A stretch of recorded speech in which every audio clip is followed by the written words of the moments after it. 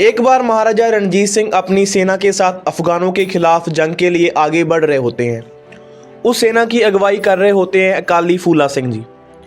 महाराजा रणजीत सिंह को अपने एक खबरी से पता चलता है कि अफगानों के पास तोपखाना पहुंच चुका है, पर जो हमारे वाला तोपखाना है वो अभी तक नहीं पहुंचा।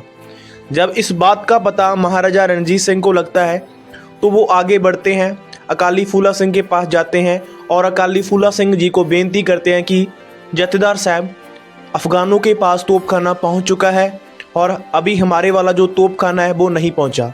अगर हमारी सेना आगे बढ़ी तो हमारा काफ़ी बड़ा नुकसान हो सकता है, इसलिए हमें आगे अभी नहीं बढ़ना चाहिए। इस बात को सुनकर अकाली फूला सिंह जी निराश हो जाते हैं। वो महाराजा रणजीत सिंह को कहते हैं कि मुझे सबसे ज़्यादा यकीन अपने गुरु यानी कि गुरु ग्रंथ साहब के आगे की हुई अरदास पर है। और वो महाराजा रणजीत सिंह को कुछ और भी कहते हैं जो कि मैं आपको पंजाबी में बताना चाहता हूँ। वो महाराजा को कहते हैं, परे हो जा काणिया नहीं तेरे विच दी शमशीर कट देंगा। जहाँ पर काना शब्द महाराजा रणजीत सिंह के लिए यूज़ किया गया है क्योंकि महाराजा रणजीत सिंह को एक आंख से दिखता नहीं था, और शमशीर जहाँ पर तलवार को कहा गया है। मतलब कि कौन था ऐसा व्यक्ति जो कि एशिया के सबसे बड़े राज, सबसे शक्तिशाली राज के महाराजा को भी डांट दिया करता था। तो इनका नाम था अकाली फूला सिंह जी।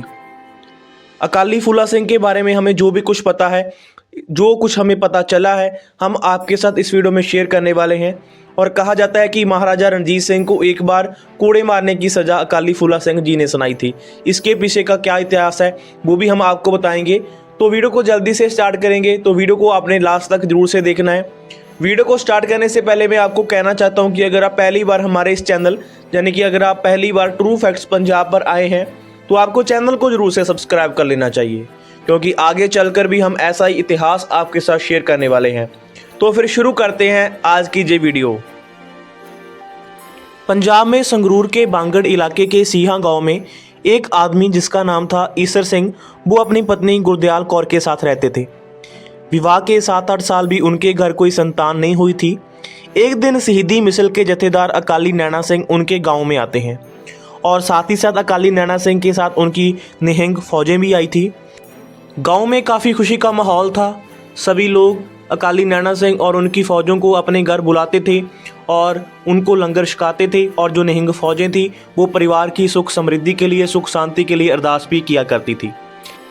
सरदार ईसर सिंह भी निहंग फौजों को अपने घर पर लंगर छकाने के लिए बुलाना चाहते थे, पर उनके लिए ऐसा करना मुमकिन नहीं था क्योंकि वो एक गरीब परिवार से आते थे। वो सारी फौज को एक साथ लंगर नहीं छका सकते थे। तो वो अकाली नैना सिंह के पास जाते हैं, उनको कहते हैं कि हम सारी फौज को तो लंगर छका नहीं सकते, पर अगर आप इजाज़त दो तो मैं अपनी पत्नी के साथ मिलकर 5 लोगों को लंगर छका सकता हूँ, यानी कि 5 निहंग सिंहों को मैं लंगर छका सकता हूँ। अकाली नैना सिंह इसके लिए इजाज़त दे देते हैं। उसके बाद 5 निहंग सिंह सरदार ईसर सिंह के घर पर जाते हैं, लंगर छकते हैं। उसके बाद परिवार की सुख शांति के लिए अरदास करते हैं, पुत्र प्राप्ति के लिए अरदास करते हैं। अकाली नैना सिंह जी और उनकी निहंग फौजें 1 महीने के लिए उनके गांव में रहती हैं और सरदार ईसर सिंह अक्सर ही उन निहंग फौजों को और अकाली नैना सिंह को मिलने जाया करते थे। जब निहंग फौजें उनके गांव से चली भी जाती है, उसके बाद भी अकाली नैना सिंह को और उनकी निहंग फौजों को मिलने के लिए सरदार ईसर सिंह जी जाया करते थे। इस कारण उनकी मित्रता अकाली नैना सिंह के साथ काफ़ी ज़्यादा अच्छी होगी। अकाली नैना सिंह और सरदार ईसर सिंह काफ़ी ज़्यादा अच्छे मित्र बन गए थे। तो लगभग 1 साल के बाद सरदार ईसर सिंह के घर एक पुत्र पैदा होता है जिनका नाम रखा जाता है फूला सिंह। फूला सिंह जी का जन्म 1 जनवरी 1761 ईस्वी में हुआ था। अब बात करते हैं उस समय की जब अहमद शाह अब्दाली, जिसको हम अहमद शाह दुरानी भी कह देते हैं, वो पंजाब पर बार बार हमले कर रहा था। और सबसे बड़ा हमला किया गया जिस हमले को हम याद करते हैं बड्डा घल्लूघारा के नाम से। और ये जो हमला था वो मलेरकोटला ज़िले के एक गांव पड़ता है, कुपरहीड़ा के पास ये स्मारक बना हुआ है और गुरुद्वारा साहब भी बना हुआ है। उस जगह पर जो बड्डा जो हत्याकांड अहमद शाह अब्दाली की फ़ौजों की ओर से किया गया, और इस हमले में कहा जाता है आधी सिख कौम शहीदी प्राप्त कर गई थी। और इनमें जो सरदार ईसर सिंह यानी कि अकाली फूला सिंह के पिता भी शामिल थे, और वो इस हमले में काफ़ी बुरी तरीके से जख्मी हो जाते हैं। और उसके बाद उनको अच्छा इलाज नहीं मिला। अच्छा इलाज ना मिलने के कारण उनकी शहीदी भी हो जाती है। सरदार ईसर सिंह ये चाहते थे कि उनके पुत्र फूला सिंह को अकाली नैना सिंह को सौंप दिया जाए। सरदार ईसर सिंह की शहीदी के बाद अकाली फूला सिंह अकाली नैना सिंह के साथ आनंदपुर साहिब चले जाते हैं और वहाँ पर वो काफ़ी सेवा करते हैं। घोड़ों की लिद उठाने से लेकर वो लंगर की सेवा करते हैं और वहाँ पर वो काफ़ी ग्रंथ भी ग्रहण कर लेते हैं, काफ़ी ग्रंथ पढ़ते हैं और साथ ही साथ अकाली फूला सिंह जी वहाँ पर शस्त्र विद्या भी सीख लेते हैं। अकाली फूला सिंह की काबिलियत को देखते हुए अकाली नैना सिंह ने उनको अपना उत्तराधिकारी चुना। अब अकाली फूला सिंह बन चुके थे शहीदी मिसल के जथेदार, यानी कि शहीदी मिसल के मुखी अब बन चुके थे अकाली फूला सिंह। उस समय अकाली फूला सिंह गुरुद्वारा साहब की देखभाल किया करते थे। कहा जाता है कि श्री मुक्तसर साहब, श्री आनंदपुर साहब, श्री दमदमा साहब और अकाल तख्त साहब की ऊपर वाली जो 3 मंजिलें थी उनकी जो उसारी थी वो अकाली फूला सिंह ने ही करवाई थी। और अकाली फूला सिंह को अकाल तख्त साहब का जथेदार भी चुना जाता है क्योंकि कौम में उनका रुतबा काफ़ी ज़्यादा बड़ा बताया जाता है। अब आपको बताते हैं कि अकाली फूला सिंह के अंग्रेज़ों के साथ संबंध कैसे थे। अंग्रेज़ इनसे डरा करते थे। अकाली फूला सिंह अंग्रेज़ों के इलाके में बिना किसी डर के घूमा करते थे और अंग्रेज़ों में इतनी हिम्मत नहीं हुआ करती थी कि वो उनको कुछ कह सके। इसका कारण भी आपको बताएंगे। 1809 ईस्वी में पंजाब और यानी कि महाराजा रणजीत सिंह और अंग्रेज़ों के बीच एक संधि होती है, जिस संधि के तहत सतलुज दरिया को दोनों इलाकों की जो सरहद मान लिया जाता है, यानी कि इधर वाला इलाका महाराजा रणजीत सिंह का और उधर वाला इलाका अंग्रेज़ों का। पर ये जो संधि हुई इससे अकाली फूला सिंह जी खुश नहीं थे क्योंकि उनको पता था कि सतलुज दरिया के पार भी पंजाब के कई इलाके हैं, सिख राज के कई इलाके हैं जो कि इस संधि के बाद अंग्रेज़ों के पास चले जाएंगे, जो कि अकाली फूला सिंह जी नहीं चाहते थे। वो इसको लेकर, इस संधि को लेकर महाराजा रणजीत सिंह को संदेश भेजते हैं पर कोई जवाब नहीं आता क्योंकि वहाँ पर लाहौर में बैठे थे डोगरे सरदार। डोगरे सरदारों की गद्दारी के कारण पंजाब में काफ़ी कुछ हुआ है। जैसे आपको पता है कि डोगरियों की गद्दारी के कारण ही सिख राज खत्म हुआ है। उस समय भी डोगरों ने अपनी गद्दारी दिखाई थी। उन्होंने ये संदेश महाराजा रणजीत सिंह के पास पहुंचने ही नहीं दिए और वो अकाली फूला सिंह को टाल मटोल करते रहे डोगरे सरदार। इस बात से नाराज होकर अकाली फूला सिंह जी संभय लाहौर जाते हैं, महाराजा रणजीत सिंह को मिलना चाहते हैं। पर उस समय बात काफ़ी ज़्यादा आगे बढ़ चुकी थी, इस बात से मुकरा नहीं जा सकता था। पर अकाली फूला सिंह ना तो वो डोगरों को अच्छा समझते थे। उनका कहना था कि जिनके साथ डोगरों ने हाथ मिलाए वो राज खत्म हो जाता है और हुआ भी कुछ ऐसा ही। महाराजा रणजीत सिंह की मृत्यु के बाद सिख राज डोगरियों की गद्दारी के कारण ही खत्म हुआ और इस बात से नाराज होकर अकाली फूला सिंह जी जो अमृतसर साहब को छोड़ देते हैं और वापस आनंदपुर साहब चले जाते हैं। जो आनंदपुर साहब का इलाका था वो अंग्रेज़ों के इलाके में आता था, पर उस समय अकाली फूला सिंह अपनी फ़ौजों के साथ बिना किसी डर भय के उनके इलाके में यानी कि अंग्रेज़ों के इलाके में घूमा करते थे। पर अंग्रेज़ उनको किसी तरीके से रोकना चाहते थे, वो उनको गिरफ्तार करना चाहते थे, पर उनको कोई मौका नहीं मिल रहा था। अंग्रेज़ों को ये मौका तब मिला जब जींद रियासत का राजा अपने पुत्र कुंवर प्रताप सिंह को अपना राजा बनाना चाहता था, अपना उत्तराधिकारी बनाना चाहता था और उसने अपने पुत्र को राजा बना भी दिया था।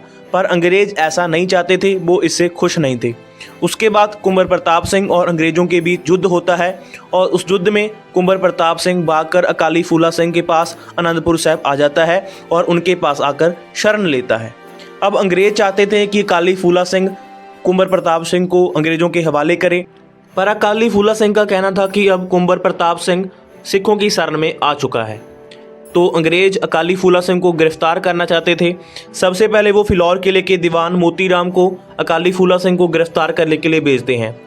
उसके बाद दीवान मोतीराम सेना के साथ अकाली फूला सिंह को गिरफ्तार करने के लिए आनंदपुर साहब की ओर बढ़ता है। पर सेना को ये नहीं बताया जाता कि आखिर आनंदपुर साहब पर हमला क्यों किया जा रहा है। जब दोनों सेनाओं का सामना होता है जंग के मैदान में, जब सामने से अकाली फूला सिंह आते हैं, अकाली फूला सिंह को देखकर अंग्रेज़ सेना दीवान मोतीराम की सेना हथियार डाल देती है।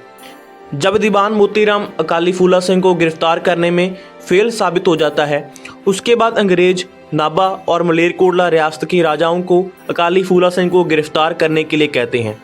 पर अकाली फूला सिंह का रुतबा और शख्सियत इतनी बड़ी थी कि इन दोनों रियासतों के जो राजा थे वो ऐसा करने के लिए इनकार कर देते हैं। उसके बाद अंग्रेज़ देखते हैं महाराजा रणजीत सिंह की ओर उनको कहा जाता है कि आप अकाली फूला सिंह को कहिए कि वो कुंवर प्रताप सिंह को छोड़ दें। उसके बाद क्या होता है, महाराजा रणजीत सिंह का संदेश बाबा साहिब सिंह बेदी जो कि गुरु नानक देव महाराज के वंश में से आते थे, वो अकाली फूला सिंह के पास लेकर पहुंचते हैं। और अकाली फूला सिंह और बाबा साहिब सिंह बेदी काफ़ी ज़्यादा अच्छे मित्र थे। वो महाराजा रणजीत सिंह का संदेश उनको देते हैं। उसमें लिखा था कि महाराजा रणजीत सिंह अपनी गलती को मानते हैं और अकाली फूला सिंह को कहते हैं कि आप दोबारा से अमृतसर साहिब आ जाओ। और बाबा साहिब सिंह बेदी अंग्रेज़ों और कुंवर प्रताप सिंह के बीच समझौता भी करवाते हैं। इस समझौते के बाद अकाली फूला सिंह दोबारा से अमृतसर साहिब चले जाते हैं और कुंवर प्रताप सिंह जींद का राजा बन जाता है। पर वो ज़्यादा टाइम के लिए गद्दी पर नहीं बैठा रह सका, क्योंकि उनके जाने के बाद, यानी कि अकाली फूला सिंह के जाने के बाद, अंग्रेज़ों ने कुंवर प्रताप सिंह को गद्दी से उतार दिया और जींद को अपने हिस्से में ले लिया। अब बात करते हैं उस घटना की जब जत्थेदार अकाली फूला सिंह ने महाराजा रणजीत सिंह को कोड़े मारने की सज़ा सुनाई थी। तो एक बार महाराजा रणजीत सिंह ने मुस्लिम नर्तकी जो कि नाच करती थी, जिसका नाम था मोरा, उसके साथ शादी कर ली थी। जब इस बात का पता अकाली फूला सिंह को लगता है तो इस बात से वो काफ़ी निराश भी होते हैं, क्योंकि उस समय अकाली फूला सिंह अकाल तख्त साहिब के जत्थेदार थे। जत्थेदार का जो रुतबा है वो महाराज से भी ऊपर हुआ करता था और वो महाराजा रणजीत सिंह की एंट्री दरबार साहिब में बैन कर देते हैं। अकाली फूला सिंह जी महाराजा रणजीत सिंह को अकाल तख्त साहिब के आगे पेश होने का हुक्म सुनाते हैं। उसके बाद महाराजा रणजीत सिंह अकाल तख्त साहिब के आगे पेश होते हैं। उसके बाद अकाली फूला सिंह जी महाराजा रणजीत सिंह को नंगे शरीर पर 100 कोड़े मारने की सज़ा भी सुनाते हैं और महाराजा रणजीत सिंह इस सज़ा को स्वीकार भी कर लेते हैं। उनको पास ही मौजूद इमली के एक दरख्त पर बांध लिया जाता है। वहाँ पर जो संगत मौजूद थी उनसे ये दृश्य देखा नहीं जा रहा था, क्योंकि उस समय खालसा राज का महाराजा नंगे शरीर इमली के दरख्त के साथ बना हुआ था। और जो संगत थी वो अकाली फूला सिंह से बेनती करती है कि आप महाराज की सज़ा को कम कर दीजिए, क्योंकि उन्होंने एक तो आपकी जो सज़ा है वो स्वीकार कर ली है, खुशी खुशी सज़ा आपकी स्वीकार की है।